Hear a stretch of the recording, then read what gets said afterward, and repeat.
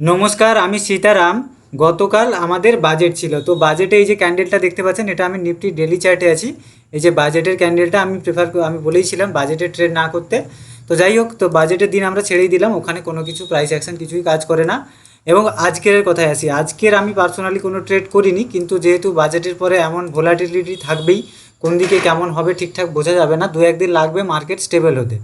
তো ওই দু একদিন আপনাকে ভালো করে কাজ করতে হবে, কারণ বাজেটের যে মুভগুলো এসছে, অস্বাভাবিক মুভমেন্ট তো এসছে, মানে অস্বাভাবিক বায়ার সেলার এসছে, যেমন প্রিভিয়াস দিনে নর্মালি মার্কেট যেমন চলতো, বাজেটের দিনে তো অস্বাভাবিক বায়ার সেলার এসছে, কারণ হঠাৎ হঠাৎ করে গভর্নমেন্টের তরফ থেকে বিভিন্ন রকম নিউজ এসছে। তো সেই অস্বাভাবিক বায়ার সেলাররা মার্কেট থেকে যতক্ষণ না যাচ্ছে, যতক্ষণ মার্কেট স্টেবল না হচ্ছে, ততক্ষণ প্রাইস অ্যাকশন কিন্তু ভালো কাজ করবে না। তার ফলস্বরূপ আজকে আপনারা যদি দেখেন যে মার্কেট কিন্তু অনেকটাই ভোলাটাইল ছিল, যেদিক সেদিকে যাচ্ছিল।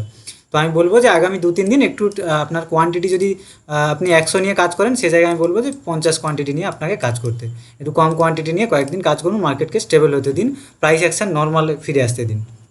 আচ্ছা, এবারে নিফটির যদি আমি ট্রেডিং প্ল্যানের কথা বলি, তাহলে নিফটির ডেলি টাইম ফ্রেমে নিফটি একটা হ্যামার টাইপ ক্যান্ডেল বানিয়েছে, এবং কি এই যে একটা রেজিস্ট্যান্স জোন আছে, এর কিন্তু নিচে রয়েছে ডেলি টাইম ফ্রেমে। তো সুতরাং আমাদেরকে কি খুঁজতে হবে, আমরা তো নিউট্রাল সবসময় আমাদের ভিউ অনুযায়ী, কিন্তু আমাদেরকে খুঁজতে হবে আমাদের এই জোনটা কিন্তু আমাদের কাছে একটা ক্রুশিয়াল জোন।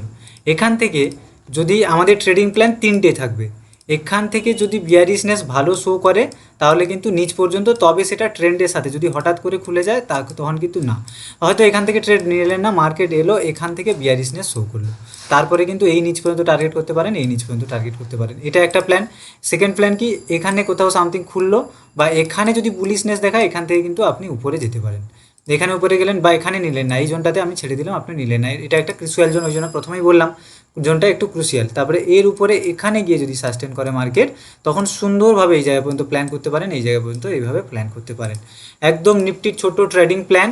এবারে চলে যাই ব্যাঙ্ক নিফটি কি, ব্যাঙ্ক নিফটি ডেলি টাইম ফ্রেমে আমি যে বেশ কয়েকদিন ধরে একটা সাপোর্ট জোন দেখাচ্ছিলাম, এই জোনটা কিন্তু ব্রেক করে মার্কেট নিচে চলে এসেছে, এবং মুভটাও একটু অস্বাভাবিক। দেখুন, গত বেশ কিছু দিনের ক্যান্ডেলগুলো তুলনায় এই মুভগুলো অস্বাভাবিক কিনা। তো আমাদের ওই জন্যই বলছি যে সাবধানতার সাথে এবারে কাজটা করতে হবে। তো ব্যাঙ্ক নিফটির এক্সট্রা করে ট্রেডিং প্ল্যানের কিছু নয়, এই যে লেভেলগুলো দিয়েছি একটু দেখে নেবেন, এই লেভেলগুলো অনুযায়ী আপনাকে কাজ করতে হবে। সবচেয়ে ভালো হবে ডাউনওয়ার্ডের ট্রেন্ড আপনার জন্য, এখান থেকে ডাউনওয়ার্ডের ট্রেন্ড হবে, 1:2 রিস্ক রিওয়ার্ড অনুযায়ী কাজ করতে হবে, এইসব লেভেলগুলো একটু দেখে নেবেন। এটা ছিল সংক্ষেপে একদম ট্রেডিং প্ল্যান, এবং তার সঙ্গে আমি যেটা বলে দিলাম আপনাকে, ওটা কিন্তু আপনাকে মাথায় রাখতে হবে। যদি আপনি 100 কোয়ান্টিটিতে কাজ করেন, তাহলে কিন্তু আজকে 50-এ কাজ করতে হবে, এই জিনিসটা মাথায় রাখবেন, কারণ প্রাইস অ্যাকশন কিন্তু বেশ কয়েকদিন অন্যরকম হতে পারে।